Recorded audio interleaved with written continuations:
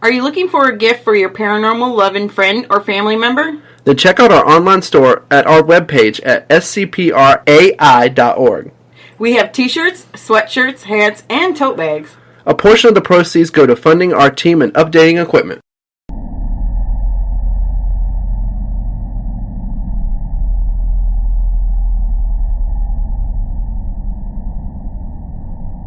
This is the South Carolina Paranormal Research and Investigations Podcast with your hosts, Paul and Carolyn. We are a ghost hunting group that investigates the Palmetto State.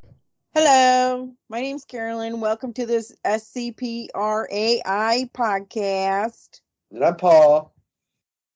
And today we're going to be talking about the true and false investigations of paranormal, some of the equipment that we use, and whether TV shows are what they are or fixed or faked. These are all our opinions. Yep. So we're going to go ahead and talk about some of the equipment that we use and how some of these apps that you find on the phones, how good they are, if they are even any good. Yep. I got a list over here and it keeps growing. Good or bad? Good or bad? Well, the thing about, ghost hunting or the paranormal field, whatever you like to call it. I know some people don't like calling it ghost hunting, but it doesn't bother me.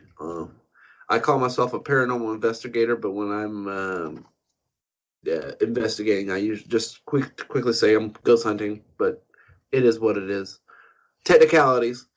Well, that's how mainly people know it, as ghost hunting. They don't really, tend to think too much when we say paranormal investigators. They're just like, oh, you're ghost hunting. Yeah. Yeah. Some people kind of get their panties in a wad about that, but I'm not one of those people. I ain't either. Anyway, so we wanted to kind of talk about like TV shows and some of the misconceptions that TV shows have.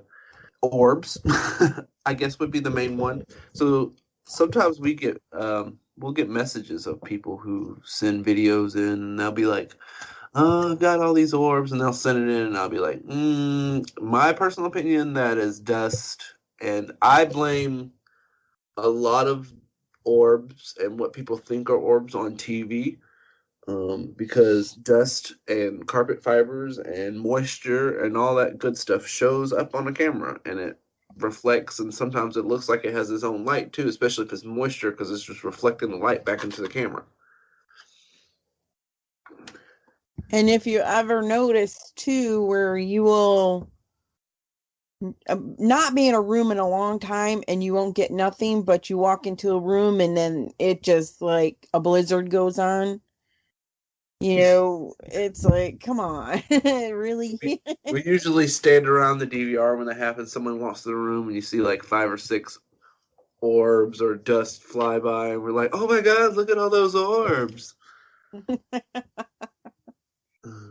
that's just like when this TV show that was just done a live investigation, and those that were commenting online, you're like, oh, I see all these orbs, and you're sitting back and just going, no, it's dust. It's just dust.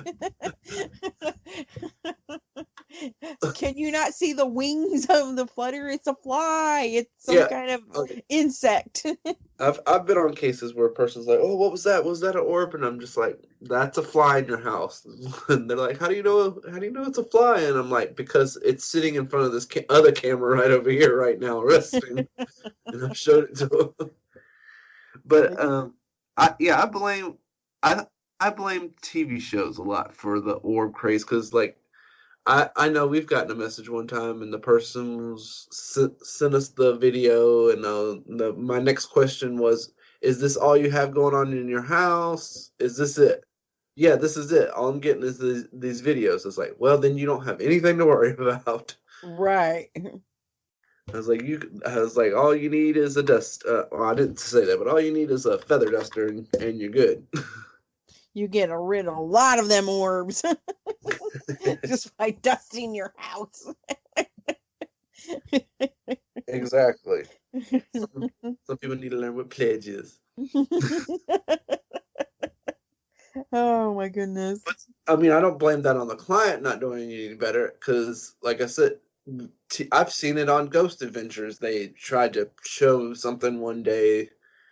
I was at a friend's house because I don't watch the show. I just walked in the house and he had it on. And I just looked at him and said, "Really? You know what I'm coming Exactly. to feel about this show, really?" And so I sat there and I watched it with him. And I probably yelled at the TV probably like 5 or 6 times while I watched it. But I was like, they were like, "This we caught these orbs." And I was like, "No, it's not orbs. It's dust. It's dust." It's And like, I've been what? You're in a dusty place. You're in a exactly. place that has dirt and gravel. No.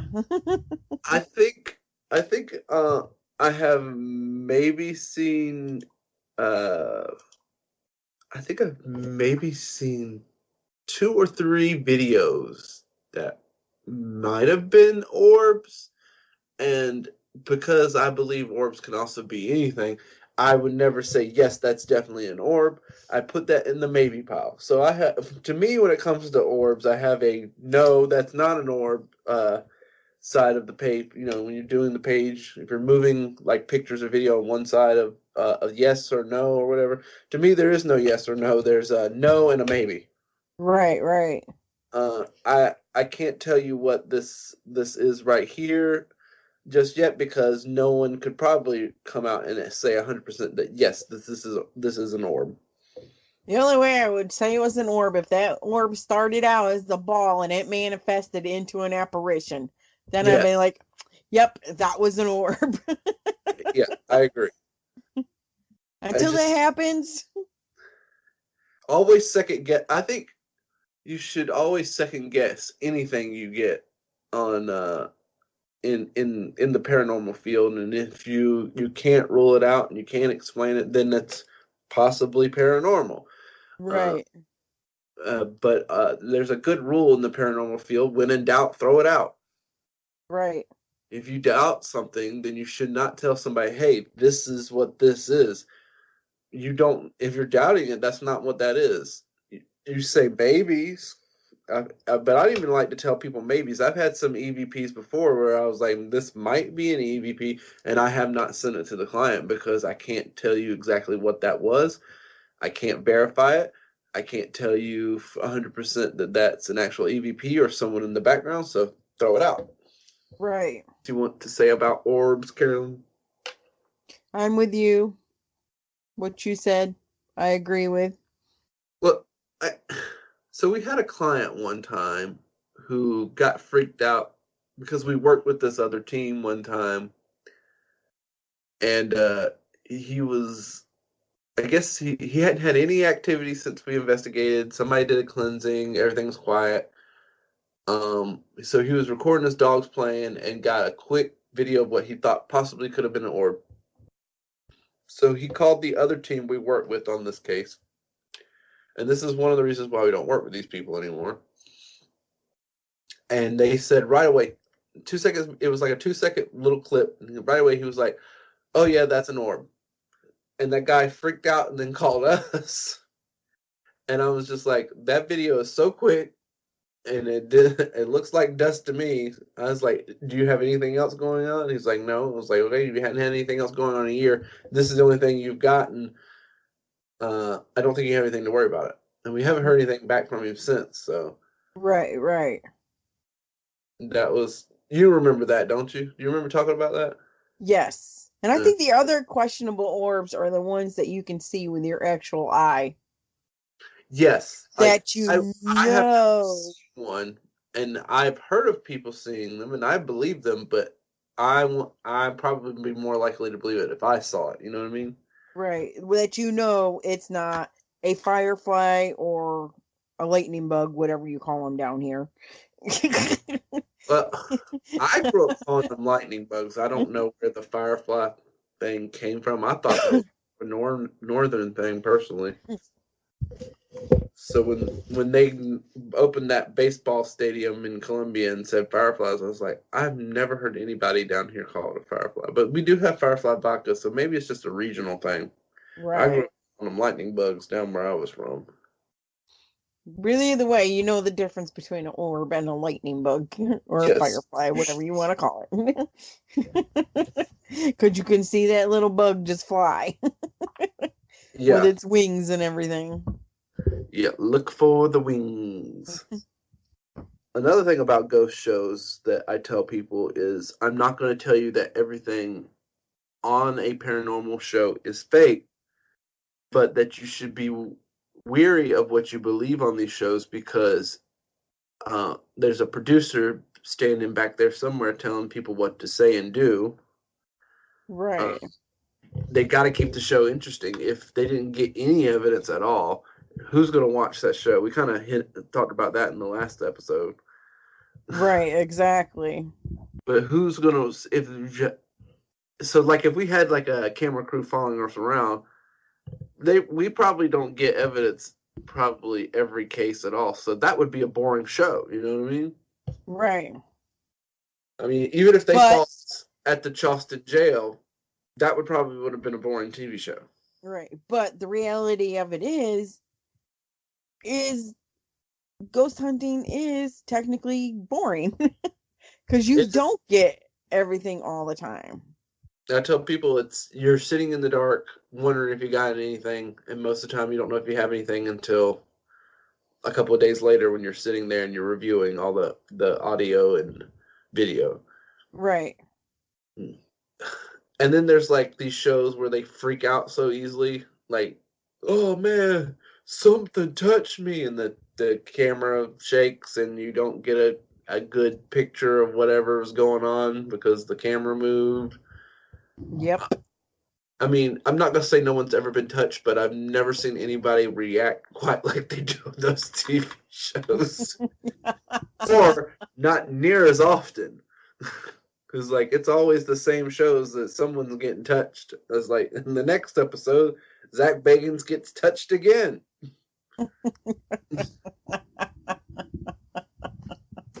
You're laughing because you know it's true.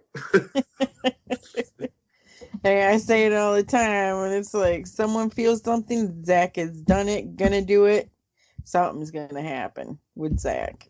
Exactly. Well, that's because Zach to me is a drama queen too. Like Yes. everything is the devil, everything is a demon. Zach And I is think that the the s- the biggest scaredy cat paranormal. well, I think that's another thing too. Is like I don't think I have ran into anything a demon since I've been doing this. I don't think. Maybe I've ran into a couple of I'm trying not to use this word, but I can't think of a better word because I try to keep this podcast somewhat clean. But if you're an asshole in life, you're going to be an asshole in death, and I think I've ran into those. You know what I mean? Right, right. And I think that the whole is it possible? Yes, demons do happen. Yes, have we probably ran across them on this team in 11 years? Probably. Personally, I haven't. But I think that the TV also, they want it scary. If you keep it scary, that's more likely going to get people to watch. If it's all Grandma Ellie Mae, hauntings, no one's going to want to watch Grandma Ellie Mae. They want to see people scared and freaking out. You know what I mean? Right, right. I'm So, with you on that one. Because as a paranormal investigator ourselves, we want that, little fear factor because, it's an adrenaline rush in a way mhm. because it's the unknown. It's the possibility of what it could be. Because I'm sorry to say, but to this day, nobody is 100% sure of what is beyond. Yeah, no, we don't know 100% sure that the EVPs we get are even actually spirits or ghosts or demons or whatever. We don't know what they are. No one can say what 100% that they are. You know, Exactly. there's no proof. Science hasn't gotten to that point yet to where we can say that that's what that is. For all we know, we could be picking up voices from people in another dimension or something like that, Right. or some kind of. And that's something that we will never know. So basically, everything in the paranormal field at this point is all guesswork. We're guessing that uh, that spirits give off EMF. We're not even 100% sure that's what the field is that we're picking up. You know. Exactly. And so to say, if someone says 100% sure, oh, this is what this is, they're BSing you. Do we have evidence to suggest that it could possibly be Grandma Ellie Mae? Maybe. But we Yeah. can say 100% sure that's definitely who you're talking to. I think what will make it probably 100% is if you can actually hold a conversation with that person, and what you're asking is they're giving, more than one word answers. Mm-hmm. Look, there was something I heard recently that makes a lot of sense. So it says, in the paranormal field, it's not really science. Yes, we use equipment and stuff like that, but science is like you do an experiment and you keep getting the same results over and over again. That's science, Right. In the paranormal field, you can go in the room and you're not going to get the same EVP over and over again. So what we technically do is data collection. So we collect data, and then in the future, they believe that we'll be able to take that data and be able to prove that the paranormal or spirits, ghosts exist. Right. So as of right now, that's all paranormal groups are technically doing. They're doing data. We're collecting data and storing it for the future, basically. So another controversial piece of equipment, or a controversial piece of equipment, I want to talk about, and that it's picking up a lot of steam. A lot of people are using it, and I've heard good things and some bad things about it. So that would be the SLS camera. We currently don't have one on this team. I kind of want one just so I can play with it and see what I think about this piece of equipment. So if anybody, go ahead. Yeah. Explain what the SLS camera is for those that might not know. Oh, explain. So basically, what it is a tablet, and then on that tablet is an old, I think it's the Xbox 360 Kinect camera. Yes. And so what that does is it kind of maps your body out. So if you're using the Kinect camera, it maps your body out, and then you can play video games by moving your body instead of having like a traditional controller. So if you had like a boxing game, you would just you would punch with your arms instead of pressing A B button. Right. So so people are now using that with an app, which we'll get into apps in a little bit. But they're kind of using the SLS camera to try and map out ghosts. It's kind of like there's a glitch on Snapchat. We've had people message us too about Snapchat, and they think they have a ghost because they're Snapchat. Right. What it is, though, and if you look at one of those videos, it's on. I saw it on Facebook, but it's on YouTube probably. She's got with the Snapchat. She has it and it's pointed straight at her cabinet doors and their glass doors. What it's done is it's mapped out the glass on the door because it's different panes and found a face in it because that's what it does. It looks for a face. That's kind of what the SLS camera does. It maps out the human body. So I've heard that the whole SLS camera just needs to be thrown out and no one needs to use it. It's bullcrap.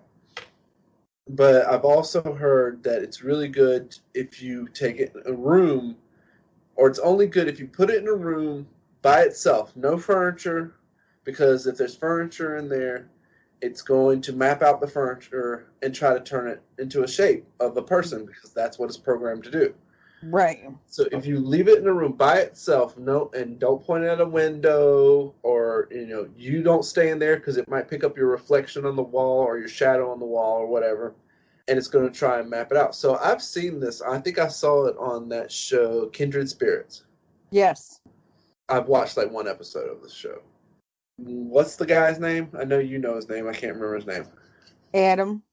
So they were asking questions, and they asked, Spirit to raise his hand, and Adam raised his hand and waved it, and then the SLS camera picked up someone raising their hand waving. I think personally what it was is it picked up his shadow or some kind of light reflection, and then did the same exact thing he did. Right. That's what I personally think that was. Now, I would love to take an SLS camera and just put it in a dark room that's completely empty. Maybe one day if we go to one of these abandoned places and see if we get anything with it that way. That would be the only way I would say yes that it's working, is if we put it in a room by itself and let it do its thing. Because I feel like we're in there, that's contamination, that's messing with it. Right, right. No, I agree with you on that. Mm-hmm. Just to kind of give it our own little experiment and our own little judgment. But that's a $300 experiment. So if anyone out has an SLS camera that they'll let me borrow, let me know. Because that's what I've heard, and I think Joel and Michael have done experiments with it, and last I heard is Joel doesn't care for it, but I'll have to ask Joel more on it. Gotcha. So, as we're talking about apps, because that's what that SLS camera talks about, is I've experienced this with a former client before, where they had downloaded, it was from Paranormal State. Do you remember that show? Yeah, I never liked that show. I never watched the show, and I know that show. I know the dude is from South Carolina. That I don't know. He's gotten a whole drugs and everything like that, and I think there was some controversy with that show too, because they did some. It was like some kind of billboard. I don't really want to talk about it too much because I remember reading about it, but I don't remember all the details. But they did some things that was like basically mess with people's mind from a billboard. So it's like they shot down these things at people so people would hear voices and stuff when they walk by. That's weird. It was something. You're wrong, but the show got a lot of crap for that too. Oh yeah. We had a client one time who had downloaded an EMF detector on her phone, and we were like, "That's not a real thing." And I started doing some research on that today, and I came across an article on Google. And the guy basically tried to tell people on some forum somewhere online that, hey, your phone can't do that. And no one believed him. They believed the apps, because there were some app developers in this forum too. So the guy was like, well, if you don't mind, let me see your coding so I can understand how it really works and blah, blah, blah. And everybody got quiet then when he asked to do that. So everybody stopped. They ghosted him, for lack of a better word, when he started asking to be able to look at the coding and see how it works, because he understood the basics of cell phones and stuff like that. Right. So what he did was he emailed, I believe it was 3 companies. I don't know if he heard back from one of them, but he actually heard back from LG and Samsung. And I'm not going to read the whole article because the article is really hard, but really not hard, but really long. So if you just go to www.ntparanormal.com, you can go to articles and you can go there and read the whole article if you want to. But he emailed and he got a response back. So I'll read part of this response back he got to one of them, and I kind of skips over part of it, but this is the conclusion part of the email that the guy sent him. So it says, in conclusion, to answer your question, the hardware inside of the phone could, in theory, be used to detect magnetic fields, and software could possibly be written to interpret the reading of a magnetometer. Let me say that again. Magnetometer. Magnetometer. Okay. However, since the phone was not designed with this purpose in mind, it is not properly configured to give an accurate reading in a manner consistent with a standalone device. Also, if you give no indication of electric charges in the wave, also your comment about the accelerator is right on the money, as it would give off its own signature. In addition, you may find flaws in readings because the digitizer, which acts as the screen interface by using static detection, has been touched, which can uh, influence the reading. So that was from one of the companies sent him back. That was just the conclusion of it is possible but highly unlikely. Hmm. So that was from LG. So Samsung actually said we appreciate the efforts that you are making for the research to be successful. To keep you informed, an application can be changed in all ways needed, but it will need to be able to you would need to be able to change the hardware of the phone for it to function full-fledged. As per Samsung, there is no such possibility of changing the EMF range on a phone without performing any changes in the hardware or software. So basically, they were saying your Samsung phone cannot be an EMF detector unless you change something inside the phone. Gotcha. So if you have any kind of, and this is some of the apps that he researched while he was doing this. So EMF Pro, if you have that on your phone, delete it. Ghost Radar, if you have that on your phone, delete it. I know Ghost Radar used to be a big one. Yeah, I know. That was like the first one back in the day. And then the SGK1 Ghost Hunting Kit. Throw it out. Throw it at. And I don't think we said this earlier, but the problems with apps is if you know how to make a coding, anybody can make an app. Yep. I know there's a lot of people out there that like to follow some of these people on their social medias and YouTube channels, and the problem is with that is that it's just coding. I don't trust an app when it comes to personally. I do Right, not trust. because isn't most apps pre-set? I want to say. They're preset. The other problem with apps is, especially, well, in general, the companies only thing that most of these companies look for, at least through Apple, is to make sure your app doesn't have anything that's like promoting hate speech or pornography. If it doesn't do Right. either of those, you're approved. You're automatically Right. on there to download. Right. I just don't trust apps. I have not seen an app yet that I would use in the field. I know I've heard some things about, like, it was like a Spirit Box app, and I've heard good things about that. But guess what? It's no longer it's no longer in the Apple Store. And I don't Well, know. Apple is weird, anyways. Well, it could have been pulled off by the what's the word I'm looking for? By the programmer. The programmer could have pulled it down too. Yeah. So I don't know why it's not on there anymore, but that is the I just would not trust any apps. And then if the ghost hunting equipment runs on an app, I wouldn't trust it.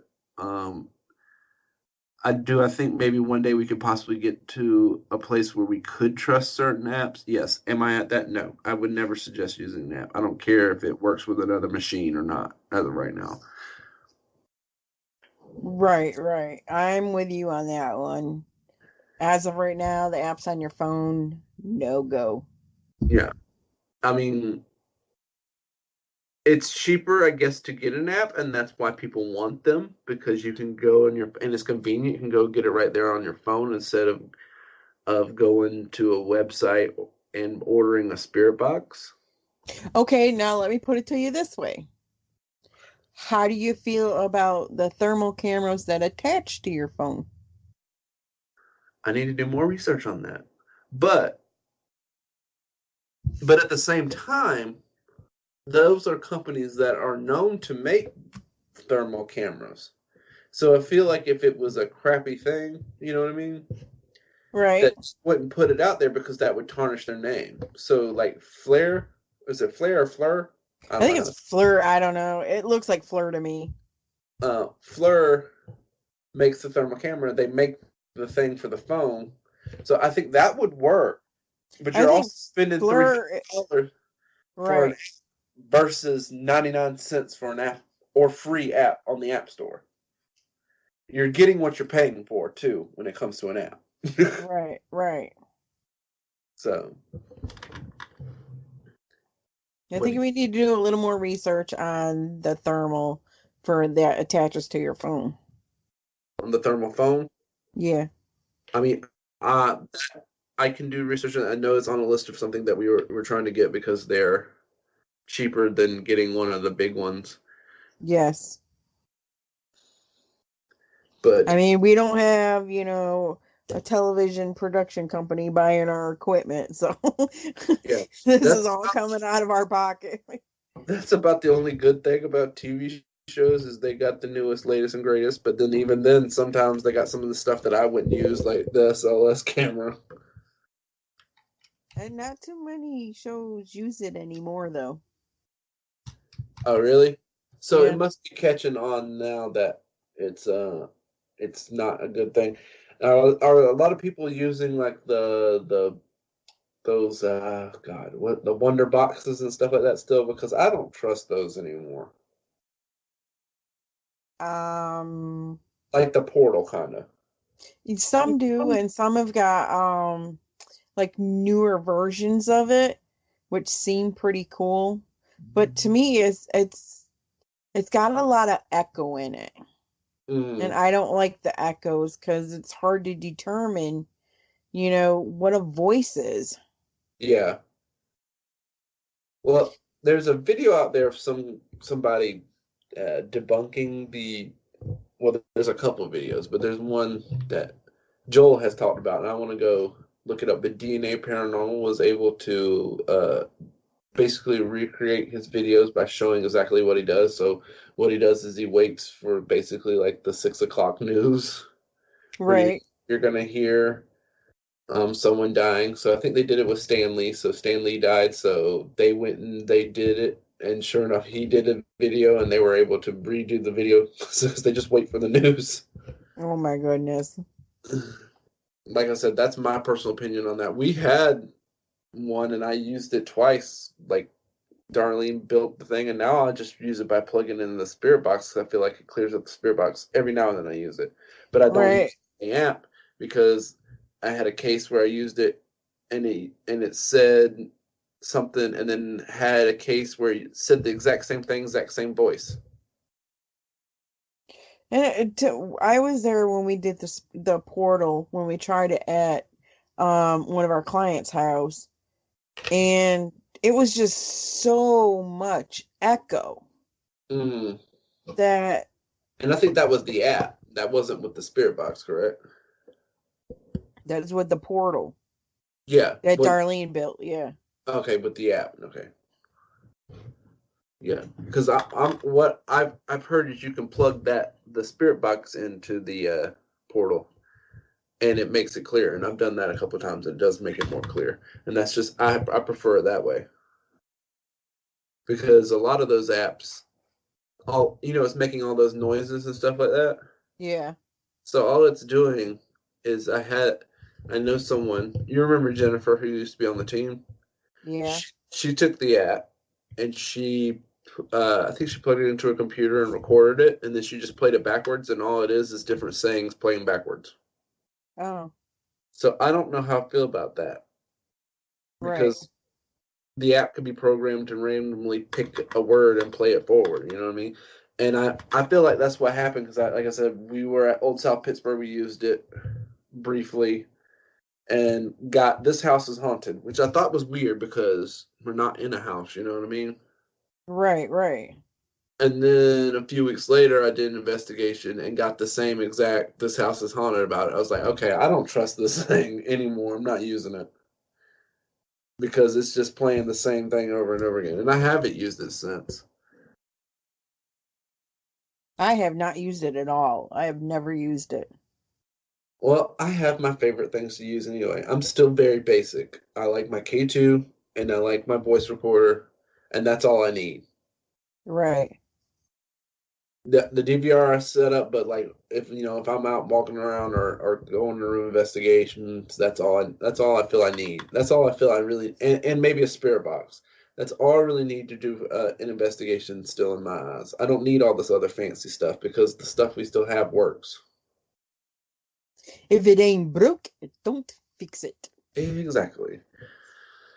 But I feel like I don't know. And it makes me nervous that some of these people come out with these new paranormal equipment, and they're the only one that makes it, and then they're the only ones that's selling it. So to me, they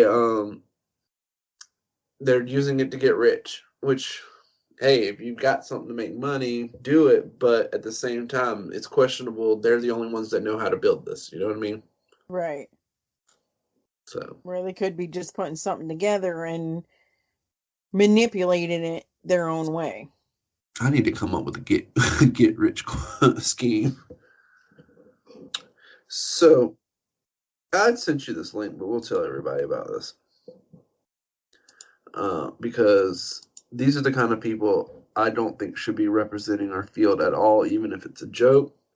Because I don't take what we do as a joke, because we already don't get taken seriously by a lot of people, especially like the science community or anything like that. But there's this. I was at GameStop a few weeks ago. And I was just looking through the games, and I hear something paranormal. I was like, "Oh, that sounds interesting. That might be a new video game or something like based on the paranormal. Let me go over here and check this out." So I walked over to the TV screen, and it's these dudes, uh, they're from some show called Achievement Hunter, apparently, which is an online show. I looked it up on an online streaming service I had never heard of before. And they also have a YouTube videos, but they're Achievement Hunter on there, and they do like video games and stuff like anime and stuff like that. And I just remember standing there and being like, "WTF?" over and over and over again, you know. Uh-huh. And these people are basically like acting the fool, uh, antagonizing spirits, which is most paranormal groups. I have heard instances of another group in the state that antagonizes. One day I'm probably going to have to put these people on blast too, but I'm trying to keep the paranormal peace. But the more stuff I hear about those guys, the more I get mad. But uh, so they're antagonizing spirits. They're pulling jokes, which we kind of do, but not on this scale. Like they're tying people. One of them, they tied the dude up to a train track. Oh my God. Yeah, and I'm just like, what? There's a guy in our presentation. He wasn't tied to a train track, but he had walked down a train track that was across a bridge where, if he jumped off, he's going to fall to his death. It's not water or anything like that. He was out there investigating, and a train came, and he got stuck out there, and the train hit him and killed him. So these idiots are tying themselves to the dang tracks to just antagonize the spirits so they can get evidence. And that's one thing we do not do as paranormal investigators is antagonize the spirits. Yeah, because I get to go home at the end of the night. The client does it. Now, mind you, these are places that do public investigations, but still, that's even all the places I've done their public investigations. The first thing was like, please don't antagonize anything. It's I, just kind of disrespectful because yeah, there are people too, I, you know what? Some of these people, and then they got videos, all these videos of these people getting scratched. Of course, you got scratched because you were just acting the fool. Right? But that got exactly what they wanted. I feel like people like them should not be allowed they should be banned from places. I feel like the places like Old South Pittsburgh and Waverly and all these other places. I saw a list of all the places they went. They did 9 episodes, uh, but I can't remember them all off the top of my head. But any place they haven't been, they should be banned from. Exactly. I, Because it brings if they're going to go ahead and be that way, for us who are serious about it, is not going to give us the chance to go there because they're going to be like, well, if all investigators are like this, then we don't want them around. Exactly. Now, I want to know if these places that allowed them to come knew that they were going to be doing some of the stuff that they did, or if it was held back, or if they just saw dollar signs and just said, do whatever you want to, give me the money. I'm sure they probably didn't know what was going to go on. I hope not. Because honestly, they need to be put on a ban list because they just need to stick to YouTube and video games, in my eyes. Right. They can pull pranks and act the fool on each other there. You know, that's one of the things we talk about in our presentation is don't trespass, which I'm not saying they trespass. That's one of the big things. If you're gonna be a paranormal if you want to paranormal investigate, do it with respect. Don't trespass. Don't antagonize, Yes. and don't do stupid stuff. So, like in the presentation we do, there's also another group that got arrested for setting a house on fire, just trying to antagonize the spirits and see if they would do something. Yep.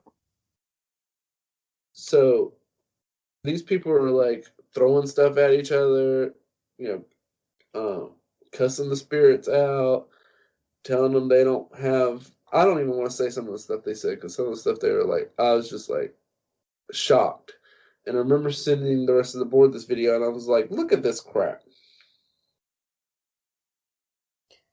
And like I said, it just gives the whole community, paranormal community, such a bad name. Mm-hmm. When all we're really trying to do is research, trying to find out if something is beyond our world and, get the evidence. Mm-hmm. I mean, I just don't get people. And another thing about, kind of touching on TV shows and people like this, if you're getting into the paranormal to get rich and get on a TV show, you're in the wrong field. Yes.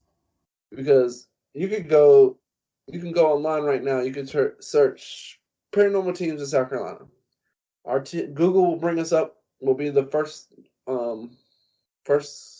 search thing that you'll see, and it'll have like our information for our website and all that. Yes. Then I think it's our actual website, or either it's a website that has a list of all the teams in South Carolina. You click on that, and there's like this huge list of teams in South Carolina. I haven't gone through to see how many actually survived, but I've gone and tried to contact a few of them before for different reasons, or I found a video of theirs on YouTube and had a question. I did that the other day. And none of those like half of those teams, more than half of those teams, no longer exist. You click on their link for their website, it's gone. There's nothing. There's nothing on there for it. Right. I even one of them, they didn't have a website. I clicked the email, sent an email, and got something sent back to me saying this email doesn't work. So I feel like what that was is when they realized that there wasn't any money into doing this, that they weren't going to get a TV show, they quit Yep. doing this. Yep. You get into doing this because you want to help people and you find the paranormal fascinating. If you didn't find the paranormal fascinating, you probably really wouldn't want to do this. Right. Because but that's the two reasons why you get into this, because you're going to help somebody and the paranormal is fascinating, because you're not going to the likelihood of you ever seeing a check from doing this is slim to none. pretty much. And I did a little research not too long ago, just out of curiosity, to see how much these TV show people get. And they don't get paid a whole lot of money, at least not to start. It's like $500 an episode. Ooh, big money. Yeah. So that's why you see a lot of them doing the conventions and stuff like that, and doing events and the meet and greets and stuff like that. It's because they can charge tickets to that and probably make up for their crappy paychecks. Well, that's even Because like trust us, if we could get paid in this this would be our job, we would Oh, do it in a heartbeat. if I could find a way to get paid to do this and not charge the client, I would do that, because that's another thing. If a team, and I've started to hear this is popping up more and more, teams are charging people. That's just crazy. I haven't heard any in our state, but I have heard that teams are starting to charge people. And my question is how are you going to charge someone for a service that you cannot guarantee?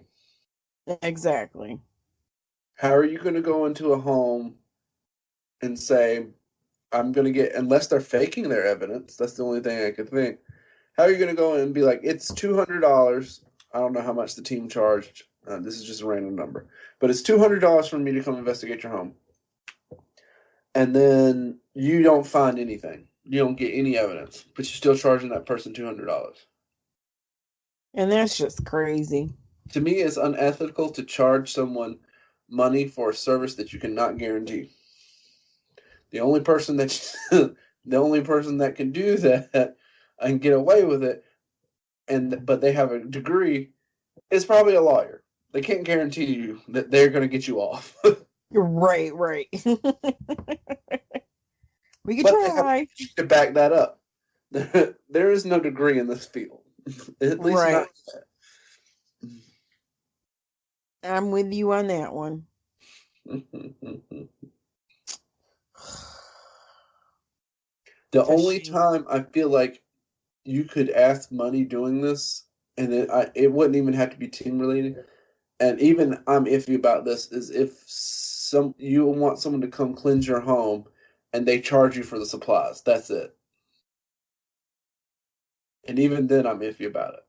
Right. So because the person who's going to come cleanse your home has to buy the sage and the supplies and the gas to get there. That's the only maybe, because unless the person's got sage growing in their backyard, which is highly unlikely, wow, they've spent money to do that. You know what I mean? Right. But I don't even charge for that, and I buy my sage. But that's the only thing might say maybe. And I agree with you wholeheartedly. So we want to let everyone know out there, if you call someone and they want to charge you to come do an investigation or anything, think twice about it, because they should mainly be doing this to help people out and not make money from it. Because that's just wrong. It's pure wrong. Hmm. I agree. Like, people see the stuff on TV and think there's money in this, and they're getting paid because they have a big network, you know, and they're usually going to like famous places, but they're not going to a client's home to help people. Usually, sometimes on some of these shows they do, but anytime I think anybody's trying to make money out of doing this, it's just wrong. Right. And we get it all the time when we call clients and they ask us how much we charge, and we're like, we don't charge anything. And they're so surprised about that. And we're Mm. not in it for the money. We're just in it to help clients out and to ease their minds.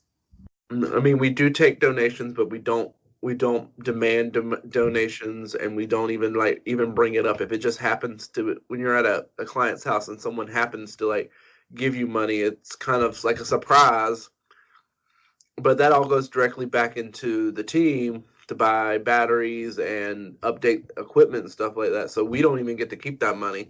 It goes right back into the team to help out wherever it can possibly help out. Pay the website too is another thing that money goes towards in this team. Right.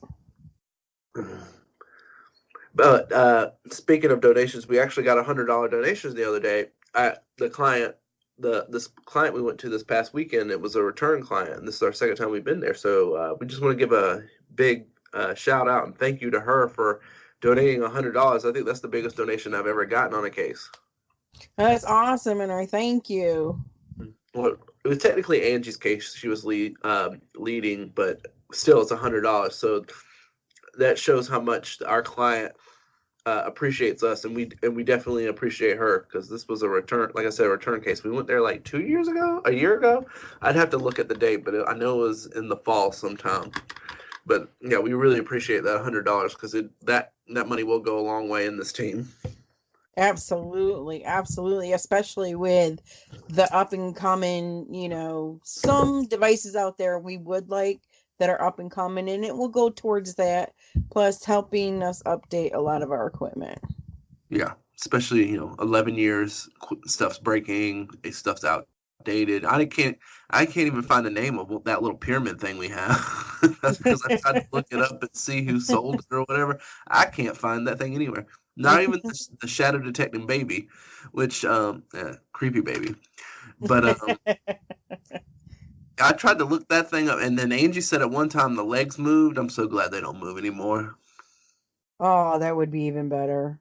No, But that like I thing said, go out that the could window. go to I know, that could go towards us getting a Boo Bear. Yeah.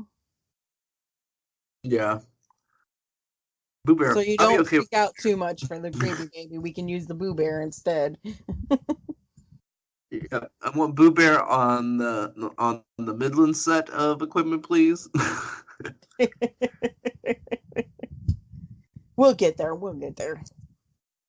Eventually. You have anything else you want to add, Carolyn, before we wrap this up? No, I think we are good. We discussed a lot of the stuff about the apps and the equipment that's out there, that we, in our own personal opinion, our feelings on it. Mm, So I think we're good. great. All right. Well, I'm out of here. Carolyn's out of here, and we hope you tune in for the next one. I think we're gonna try to record with Will and Jeffro, but things are always subject to change around here, so it might just be us again. But we'll see what happens. Yes, I would like them on here. So we'll Hmm. see what happens. And Jenny and Rob will be there, so maybe we can get everybody in, and we just all have to huddle around two mics. Right. Well, I have this big old mic that does a lot, have it setting up and it catches a lot. So it might be able to just catch everybody. Hmm. Yeah, I think So, if we just sat in a circle, it would work pretty good. If we had one on one side of the circle, one on the other side of the circle, I think it would work pretty good. right. All right. Thank y'all for listening. All right. Thank you. Bye. Bye. Okay. Stay ghostly. I'm leaving that in there. Disclaimer. Any names and locations have been changed to protect our client's identity unless it's a public place that allows public investigations. Any evidence we talk about on our podcast, website, or presentation, SCPRAI has been given written permission to do so by the client. Thanks for listening.